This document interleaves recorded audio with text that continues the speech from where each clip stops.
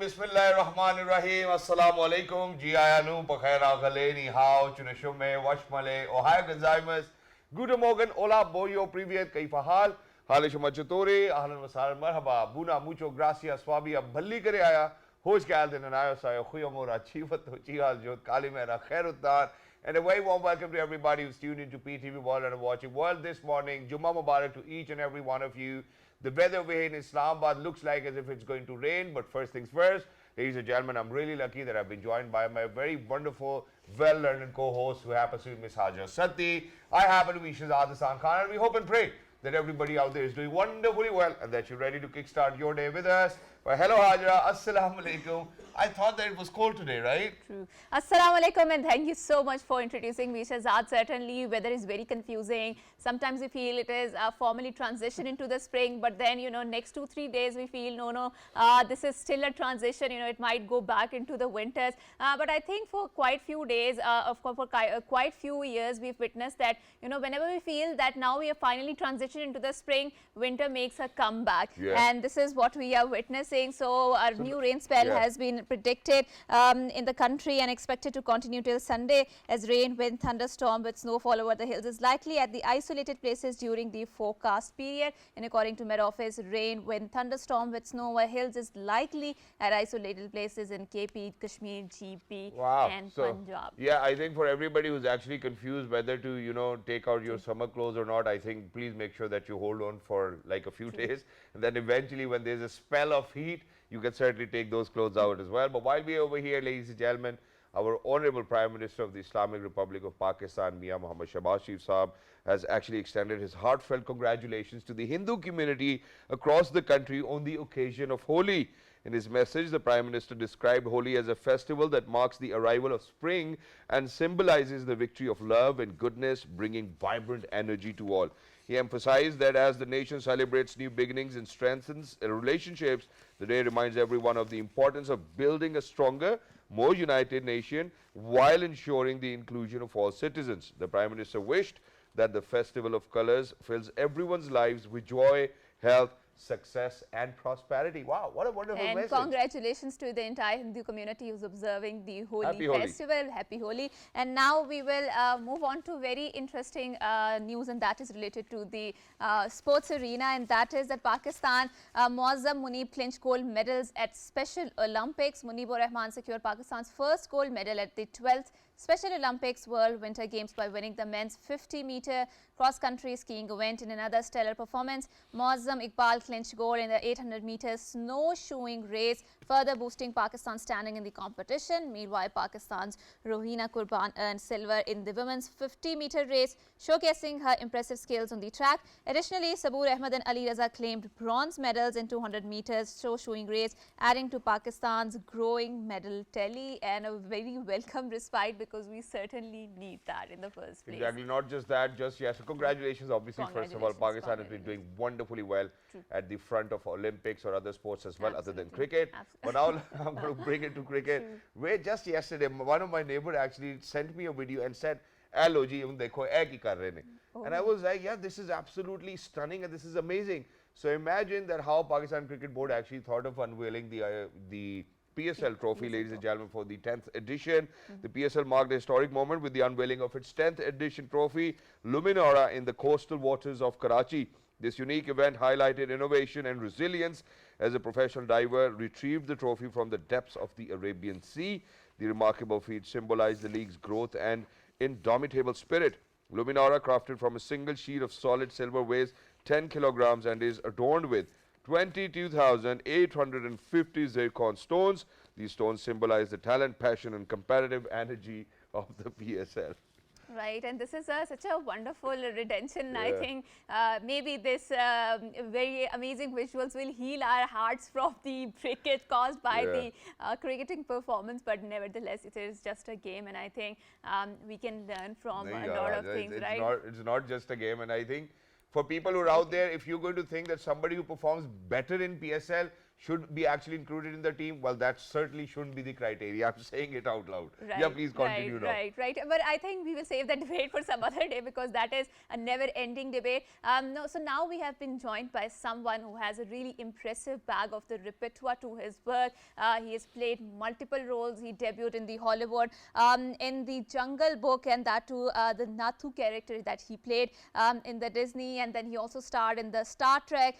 He was the famous Iron Man, and he also played Captain Rubao in the Star Trek, and he also has a very impressive theatre work to his name, from the Shakespeare's Othello to a concerned Syrian father seeking refuge with his family, a playboy arms dealer, and the iconic Captain Nemo. We are very glad that we have been joined by one of the most brilliant name of Pakistan's film industry, that he has contributed immensely towards the Hollywood too. He happens to be Faran Tahir. Assalamu alaikum, Faran, and thank you so much for joining us.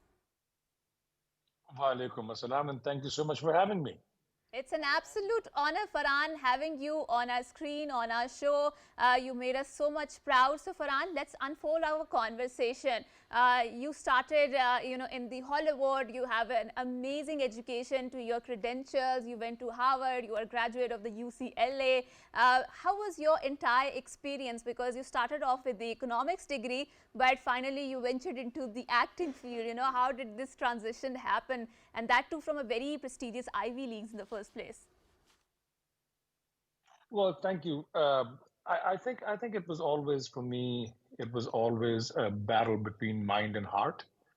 I think my mind wanted me to pursue something like economics or business, something that made sense and could make me earn a decent living. My heart, on the other hand, was tied to the arts, and I think this kind of battle, this kind of tussle started when I was in college, whether I should follow my heart or whether I should follow my mind. And I'm very glad that my heart won out, because I think if you can make your passion into your profession, there's nothing better than that. So here I am. Right. Absolutely. So, Faran, we've seen, because Hollywood is a very huge film industry, and it is, I mean, when it comes to the South Asian representation, it is marked with the stereotypes. Let's not deny that. But do you feel that South Asian community is now better represented in the Hollywood, and that, stereotype Oriental's gaze has now shrunken? South Asian actors are given a better chance. So, for example, we've seen that Iman Vellani was featured in the Marvel series, right? You've made a name for yourself. So, how do you find this diversity and representation evolving over the years in the Hollywood? Well, look, I mean, the thing is that anytime when you enter a new culture, there are going to be some ideas which might not be accurate about where you come from, because I don't think there's enough introduction to your culture, to your values and all of that. So I think it takes a little time. I think by the same token, if an American actor was trying to come into a Pakistani show business situation, he or she would have similar or their own challenges to overcome. Yes, I think things have changed a lot as we grow in numbers, as the world gets to see that we are more than a stereotypical ethnic idea of what they think we might be. Things have improved a lot. I think there are better storylines. I think there are better characters. And I think also the business, because it's become more global now, with the advent of all these platforms and OTTs and all that, that from a business perspective, it makes sense to incorporate and include other people into storylines. So I think things have improved, and hopefully they'll keep on improving. Exactly. And in addition to this, obviously, certainly, you're the pride of Pakistan. Wherever we go, we do speak about you, how you have ventured into Hollywood films, 35 plus movies, 200 plus TV shows, whatnot. I mean, it's a magnificent career that you have jotted down for yourself, alhamdulillah, with all the hard work that you put in. But now let's get down to the process, because you've worked for Pakistan television as a child star. I saw a clip of yours while we were researching. and from there in 1980s you moved back to the States, and then there was a time when your parents were involved in theater. You happened to be the son of Miss Yasmin Tahir Saiba, one of the greatest that we have actually seen as well. So how does that entire process work? Because we would want you to inspire a lot of other Pakistanis who would want to make it to, Hollywood. So for example, there's a lot of conversation about going into Hollywood, even in Bollywood as well, not just Lollywood. So let's get started with that journey as well. So Farhan bhai, how was it?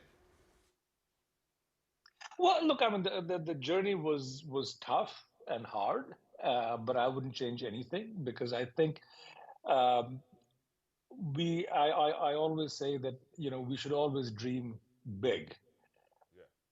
but as we dream big, we should also not be reluctant from putting in the work that it takes to achieve that dream. So the journey was hard.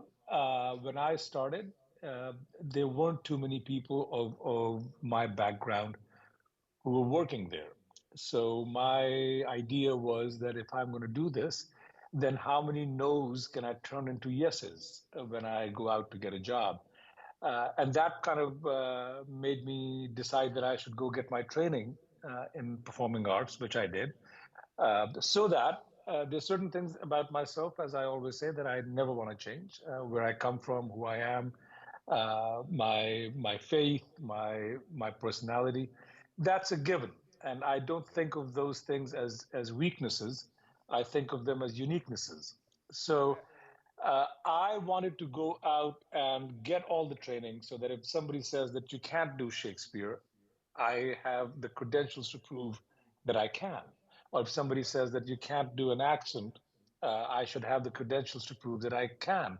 Yes, there's certain things that I won't be able to do because the story might not allow that, or it might not be a good fit. So one has to be practical and one has to be focused at the same time. Right, So right. that's the route that I took.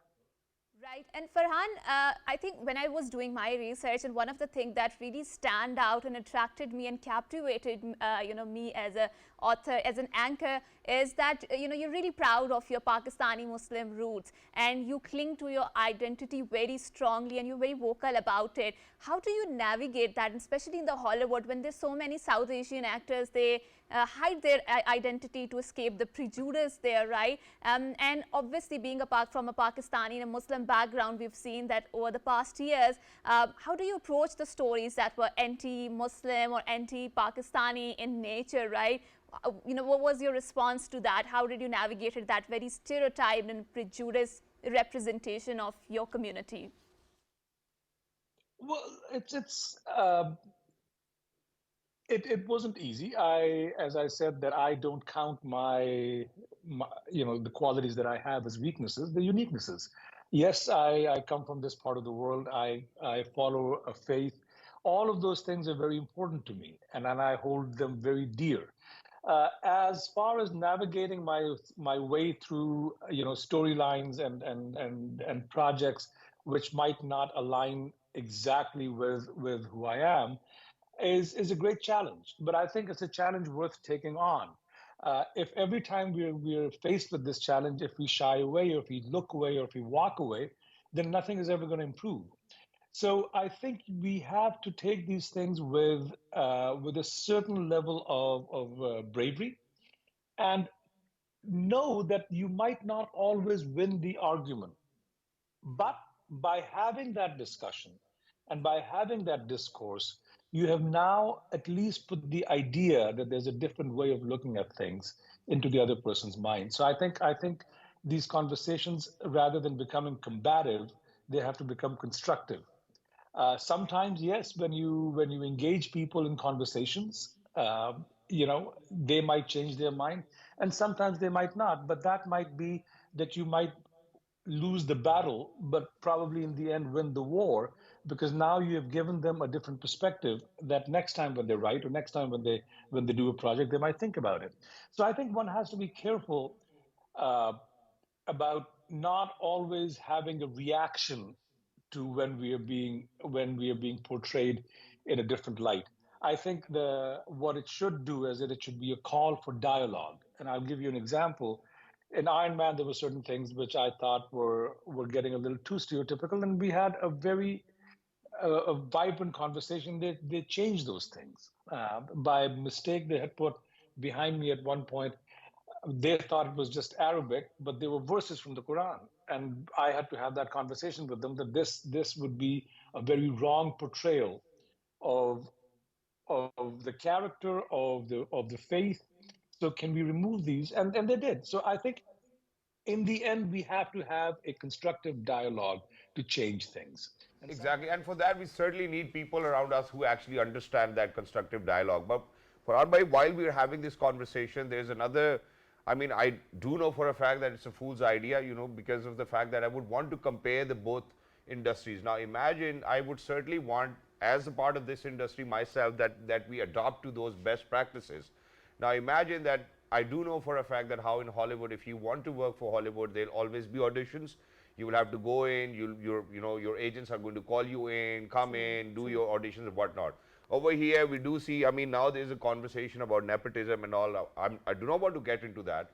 But over here in Pakistan, we do see how, you know, if you know somebody, you can be a part of film, drama, theater, and whatnot. How do you think is the practice in Hollywood? Is it always like, hey, you know what, you need to come in for the audition? Or sometimes you can escape that as well? I think there are varying degrees, and I think it depends on where you are in your own career. For example, in the beginning, I would have to audition for everything. As time has gone on and as God has been kind to me, now I'm at a position where I don't have to audition for everything. A lot of the stuff comes as offers, but I think that happens over time as people get familiar with your work. Yes. Is there nepotism? There's nepotism everywhere, and I don't think we need to get into that conversation. Some of it is justified. I think if somebody comes in who has talent and has an advantage in coming in, and if they can prove their talent, welcome to them. If people just come in because of their name, that usually muddies the water. So it is there, but the industry there is way more structured. And yes, you do have to audition most of the times, and you do have to kind of be in the process of the competition rather than somehow the other, finding a side door in. And Farhan, how is the work ethic over there? Now, imagine that over here we do see how, for example, if I have done a drama serial and it's a big hit, you know, I will take my sweet time to come to the sets and whatnot. So how is the efficiency over there of the entire team which actually works together? Because over here you go in the morning, but you know, if the main character is going to come back later in the hours or later in the day, his scenes will be shot first and whatnot. So how does all of that work in Hollywood compared to, you know, Lollywood over here? And you've been a part of both. Yes, I have, and I think that's the biggest, the most distinct difference. The thing I will say about the industry over there is that no matter whether you're an A-lister, a B-lister, a D-lister, whatever you are, if you are called to the set at 4:30 in the morning, especially if you're an A-lister, you will get there at least half an hour before and be ready to work. It's hardly ever happens that people don't show up on time. There's absolutely no excuse for that.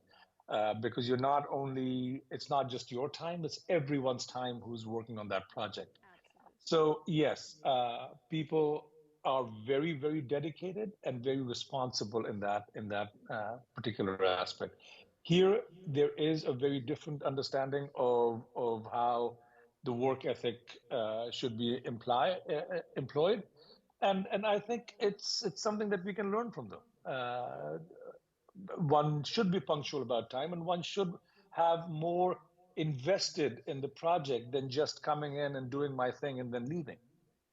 Right, right. And Farhan, we've seen in the recent years that people are shifting away from the Hollywood-dominated movies. I don't know, for the lack of better word, whether shift is the right word to use or not. But one of the proof and the manifestation of the popularity of the Turkish dramas, you know, gaining traction around the world, or the Korean dramas getting very popular, K-pop getting very popular, right? So this idea of very hyper-individualistic sort of the stories that Hollywood portrays. People just want to see some different cultures, some maybe collectivistic values that are really shown, or very predominant theme in Turkish operas, or maybe in the Korean operas, or generally coming from the Bollywood also. And you've set up production house in Pakistan, right? So what is captivating you, fascinating you about Pakistan's industry? Like you mentioned, Hollywood is way more structured. It's still a very one of the biggest industry in the world.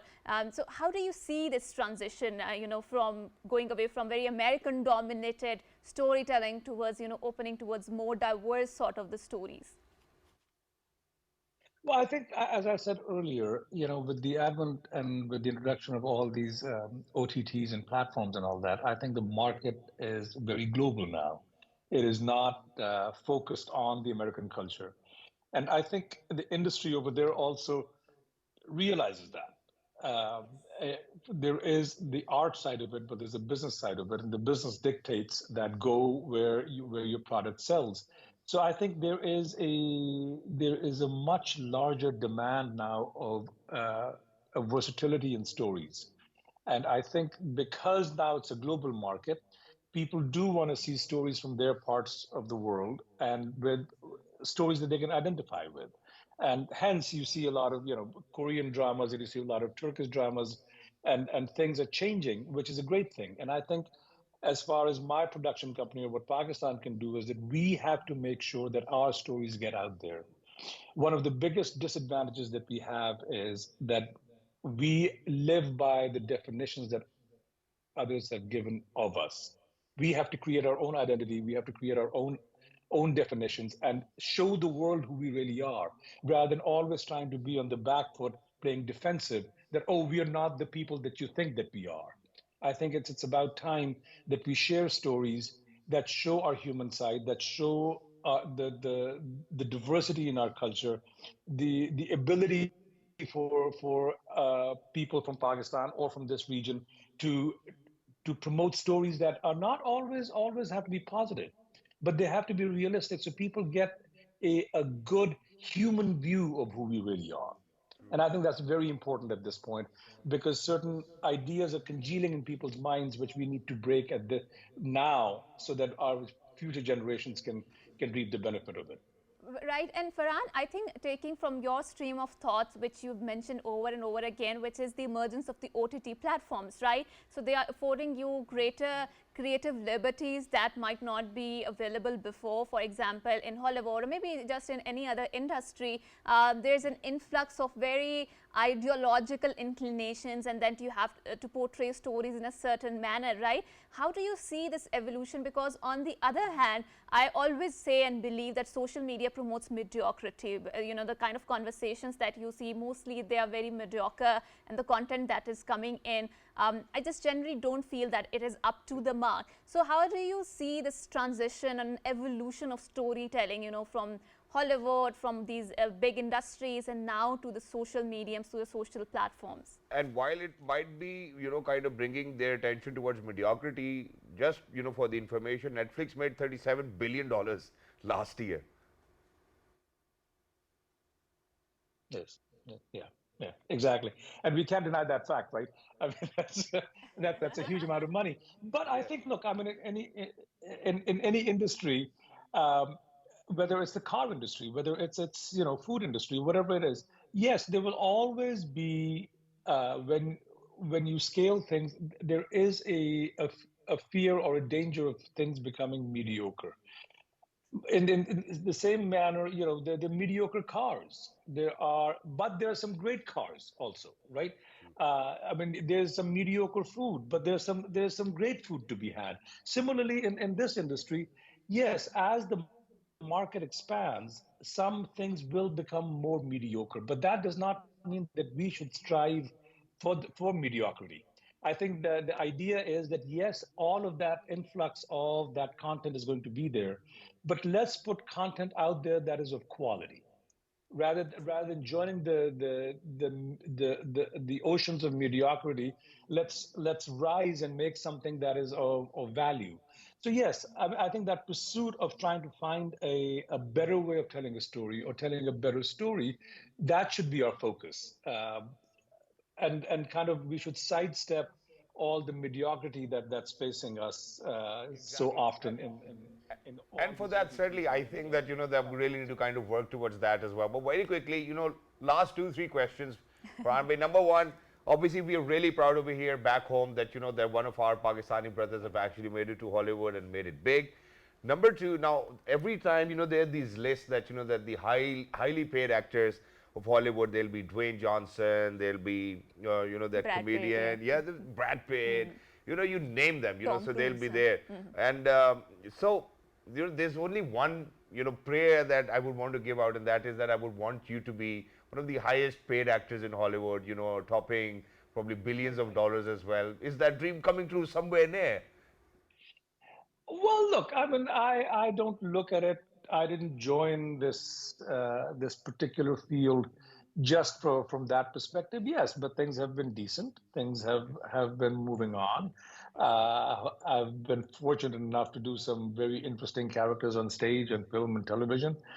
So there's that, and I have been able to make enough of a decent living that I can keep on living and keep on smiling. So I don't think it's a Certainly, bad deal. Jawan and Lena must be enjoying Alhamdulillah. But very quickly, Farhan bhai, towards the end, one last question, and that is, for all of your fans all over the globe, because, this channel of ours goes out in 46 different countries, what are we in for in days to come? What sort of characters are we going to see you in? Please go ahead, take us through.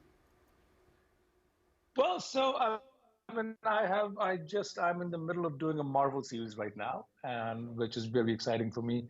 It's bringing back my character from Iron Man after almost a decade and a With half the same glasses? in a TV series. Yeah. So yeah. It's very it's exciting. We are doing that in London. I did the first spell of it, so that's happening. It should come out next year. I have a film coming out on Eid called Martial Artist, which we shot in the U.S. and in Pakistan. So hopefully that'll do well. So those are two things that are up and coming. I'm also, as I said, because we have started our own production company, so there are a few projects that we're very excited about that we're working towards. So hopefully, in the days to come, in the years to come, there should be some exciting stuff coming your way. Inshallah. Right, and thank you so much, Farhan, for being here, for shedding light on such a wonderful conversation. We pray and hope for your success, because you're making really big and making your waves in the Hollywood. And we're really proud that one of our brothers, like Shahzad mentioned, is making such a huge name and has represented Pakistan so much. And thank you so much once again for being on our show and for shedding light. And Shahzad, so we've introduced this particular segment where we discuss about how Ramadan is celebrated around the Where are we globe, going right? today? So we are going to Russia today, and Moscow has some of the very Привет. finest mosques, yeah, dotting their streetscapes, their landscapes. So let's go, let's take a look at how Ramadan is celebrated in Russia, and Islam is the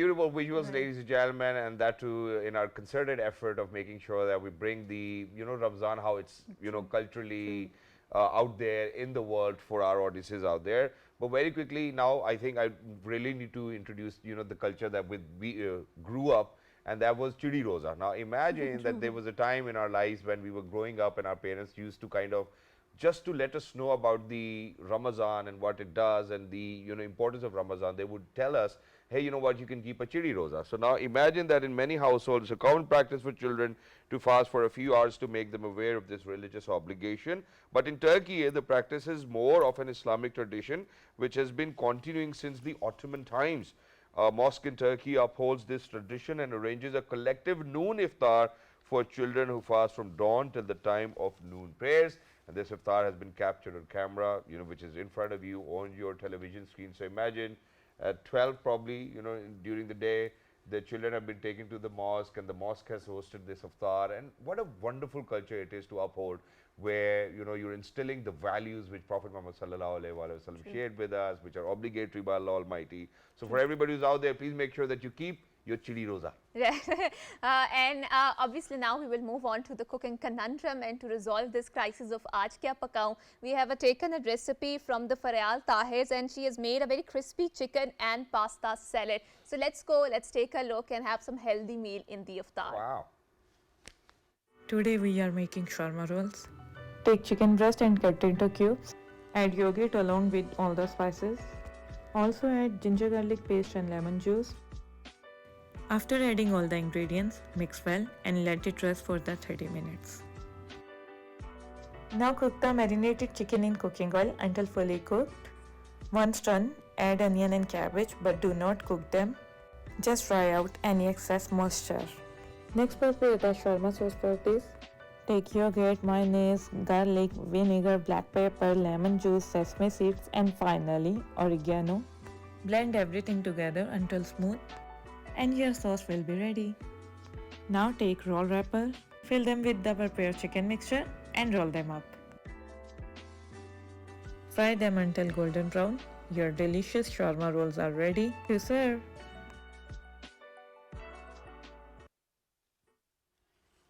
Right, and so now we will move on to another But Hajra, before we move on, obviously, I think a slight correction, because Sajeel actually felt like, because Sajeel, one of our amazing team members, kind of felt like that, he wants to eat rolls today, so he wants to check that recipe. We decided on Faryaz, but this was by Tasty Eat by Nazia, so thank you so much, Nazia, for sharing your recipe. And thank you so much, Sajeel, for playing this one. Right, right. So now we will move on to another very interesting segment, and that deals with the tablescaping. So for women who have to do all of the iftari stuff, but how to make sure that you're presenting in a very feminine, aesthetic way, in order to make sure that, there is a tablescaping all your way, we have chosen that from the Tahira Nagori. So please go ahead and take a look at the beautiful table display that she has made. Wow.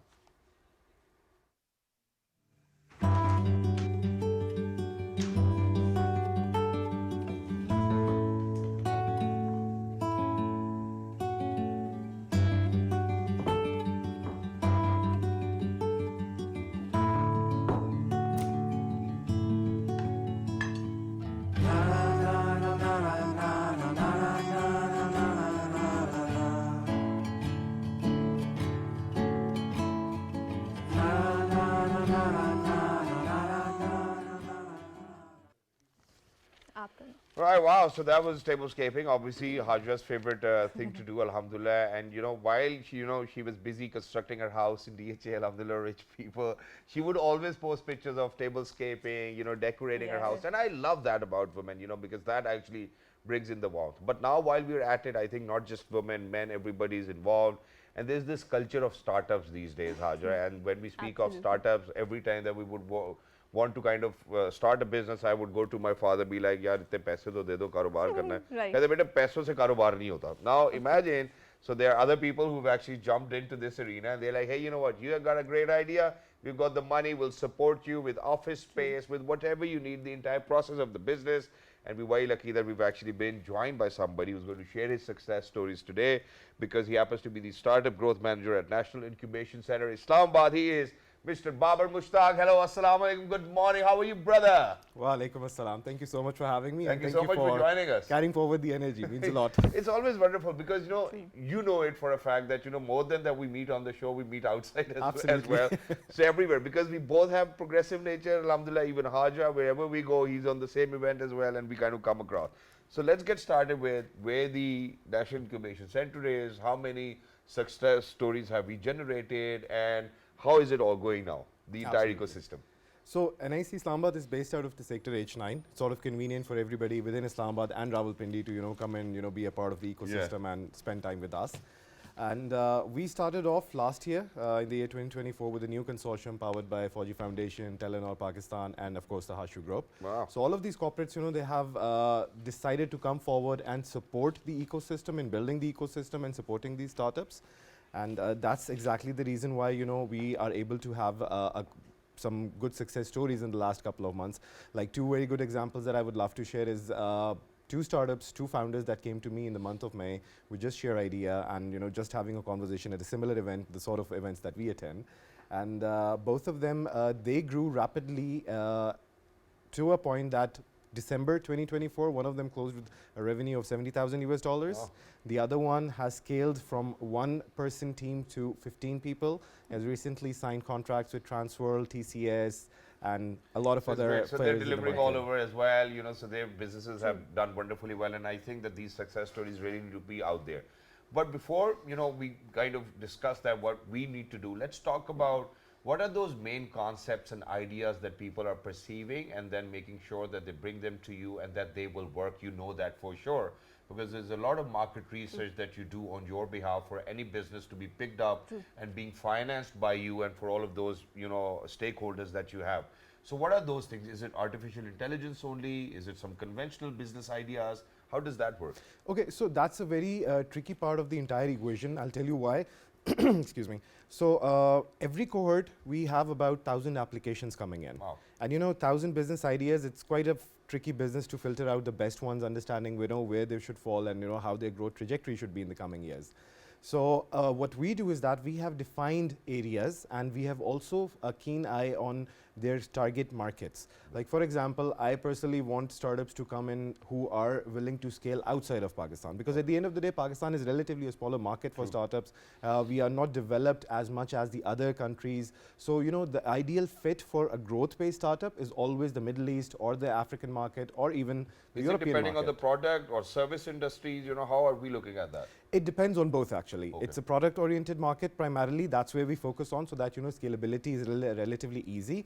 Services industry is again a little tricky business. So we sort of tame down on the services side, and we are more inclined towards promoting product-based services. Oh, wow. And again, Middle East and African markets are the go-to markets. So that's how we define those startups. That's how we pick those startups. That as long as your product is a good ideal fit for these markets, you can use Pakistan as a testing ground, do your customer ideation, your product validation, customer validation, and then for your scalability, you need to go out in the Middle East so that you can have those sort of numbers coming in that will eventually make you a unicorn at the end of the day. Wow. In a couple of years. Right, and I think these side of conversations really excite Shahzad because he has passion for the business, for the entrepreneurship. So now, Babar, I would like you to move towards this conversation where I would want to focus on the feminization of this innovation and entrepreneurship, right? So in Pakistan, we see that there are lots of spaces where, women, because of some sort of cultural norms, they might not be very comfortable working outside their houses, right? And this digital entrepreneurship has given them this opportunity where they can avail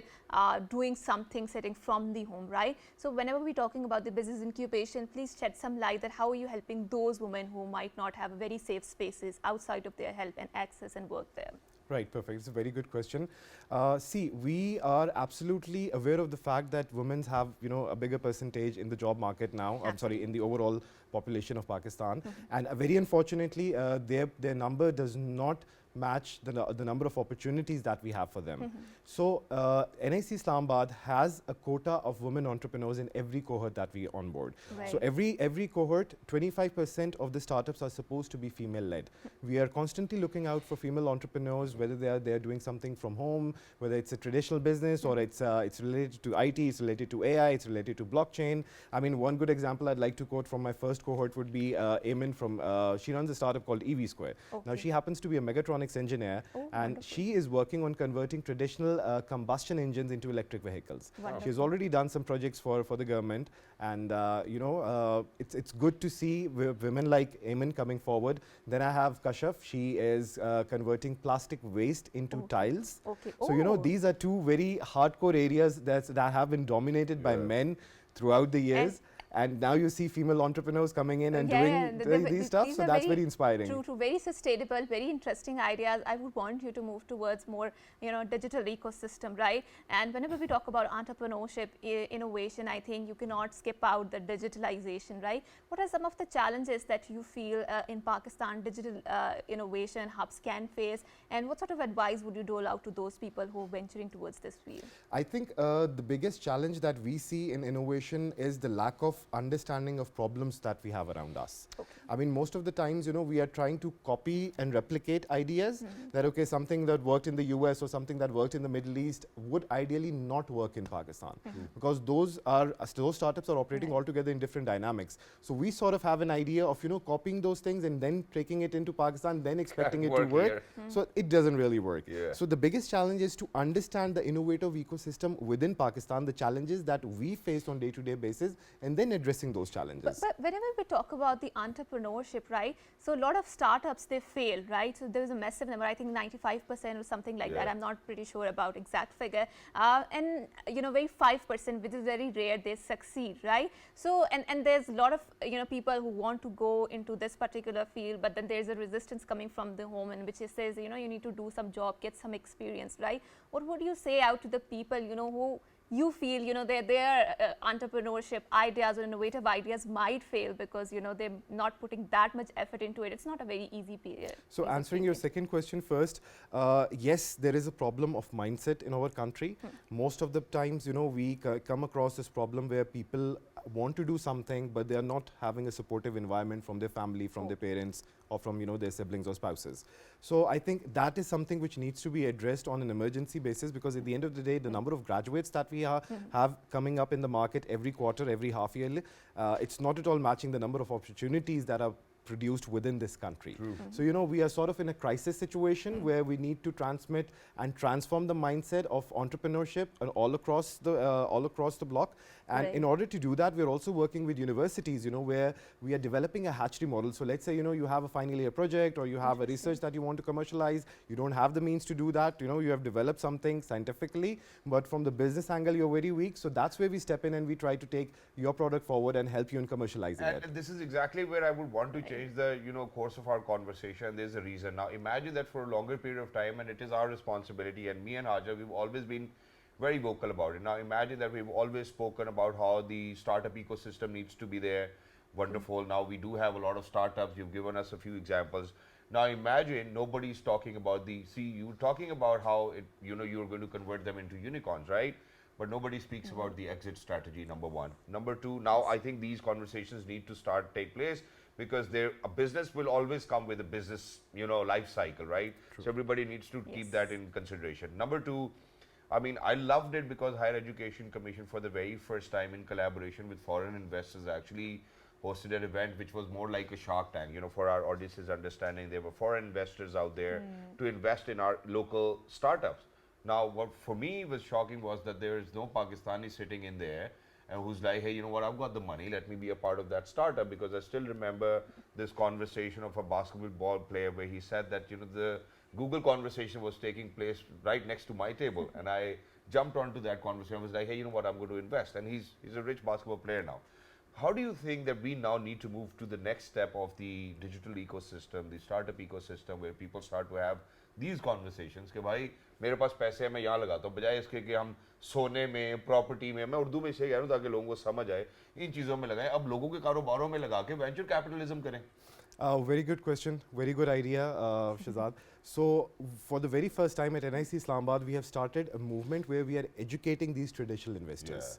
So that's called our investor education series, where we are reaching out to these individuals, we are reaching out to family offices, we are reaching out to people, individuals, जिनके 3 या 4 इस्लामाबाद में घर हैं. So we want them to come forward. Yeah. Exactly, that's what the idea is, trying to explain them the benefits of tech investments and how to make those investments, and the due diligence process, what sort of terminology, each and everything. And again, we are doing this free of charge, so anybody who's interested in learning investments can come and join this program. Yes, and the reason why we are doing it, because at the end of the day, we are playing our part in developing those startups. So the next arm, the next support that we need for those startups is those investments coming in from different bodies. So that's why we have to have an angel network. We have to have an ecosystem where you have funding Thank opportunities. you so much, Babar Bhai, Thank for you so much. seconding what I actually said. But thank you so much for joining us. Thank you And so the Incubation Center Islamabad, NSC, you're doing a wonderful job. Congratulations to all of those people who've made success stories. But time now, ladies and gentlemen, to bid you farewell. Please make sure that you write to us at well this morning at ptv.com.pk. And for now, imagine, Hajra, that this time came in my life that if you were going to stay tuned to PT World, imagine that there's this gentleman with the news updates ready on his table, and he told me that, hey, you know what, I was in 6th grade doing my mathematics exercise and you were there on TV. So, I've been, so time flies, how he used to say to everybody, Bhaijan, main to aapko bachpan se dekh raha hu. Ladies and gentlemen, the guys over there, one of my favorite anchor persons over here at PT World. Don't go anywhere, stay tuned, because he's coming out with the latest updates. Until next time, look after yourselves. Jummah Mubarak. Allah Hafiz. Remember us all in your prayers. Bye, Ramzan.